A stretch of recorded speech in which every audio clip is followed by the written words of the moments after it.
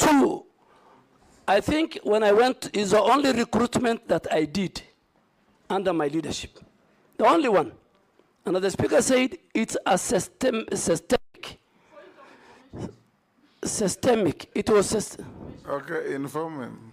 but Speaker, I must agree if I want to be informed. Okay, point of order. I remember the standing orders. I know. Point of order, Speaker. Let's hear her. My call.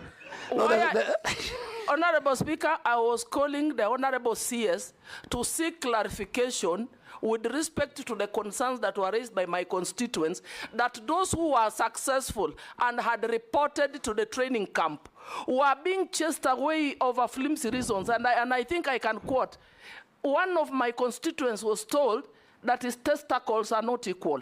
That is why it's being dismissed or returned from the training camp. So I wanted to seek clarification from the CS to tell me what are the guidelines for one to be recruited. Somebody who is successful, he has already reported and is being chased away. I wanted it to secure that law so that my constituents do not lose it as a representative of the people of Teso South. Mr. Speaker. Oh, yes, what's your point of Honestly, order? Okay, Mary. it was very sad indeed. And my constituent lost that slot because I could not get the CS to clarify. We hear you.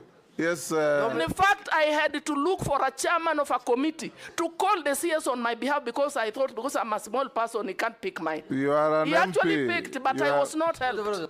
I was not helped. I am speaking on behalf of the people of Teso South. Good. But you are vetting him on behalf of Kenyans. Yes. Yes, on behalf of Kenyans. Yes. And it did not only happen to Teso South. Many Kenyans were returned from the training camp. And we are told those lots were sold again to some waiting rich guys with 1,700,000. It cannot continue. And we made it very clear to the CS nominee for defense that it should not repeat itself next time. Yes, Junet. Mr. Speaker, I want to sympathize with my colleague. And that issue has been rampant, people complaining. But the only thing I'm wondering with is if the CS of defense by then could do measurement of testicles. It's what I don't know. That's what I don't know. Mr. Speaker, let me, because it's a, Mr. Speaker, let me make it very clear. Yes. That the grounds given for the rejection of that recruit from Teso South is valid. Next year, if such a person comes, he will not be recruited into the Kenya Defense Force. Mr. Speaker, Kenya Defense Forces recruitment is different from the recruitment of the police. When people go are recruited at the sub-counties and they come, a very serious medical checks takes place.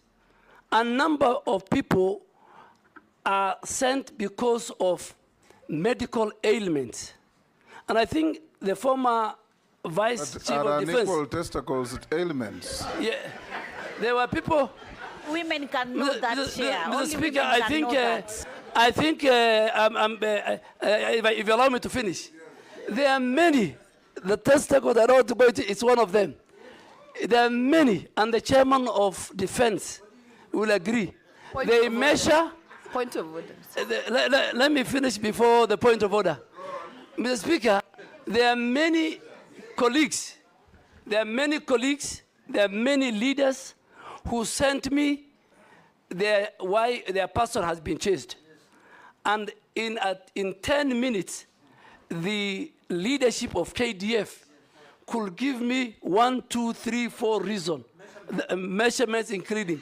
So I am sure the next, women to assist them not only on this. So, Mr. Speaker, there are certain criteria. There are many, and those who leave, they are not replaced. And I think let us not discuss, with your permission, the Kenya Defense Forces in a very negative. They have a special place in that. But the chairman of defense can call the generals in camera, and you are now talking about testicles. They will tell you something about even the teeth. They will tell you many things.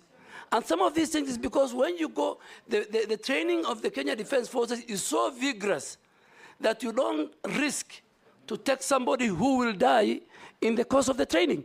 So don't compare it with how the police are trained. Don't compare it with how the Kenya prisoners are trained.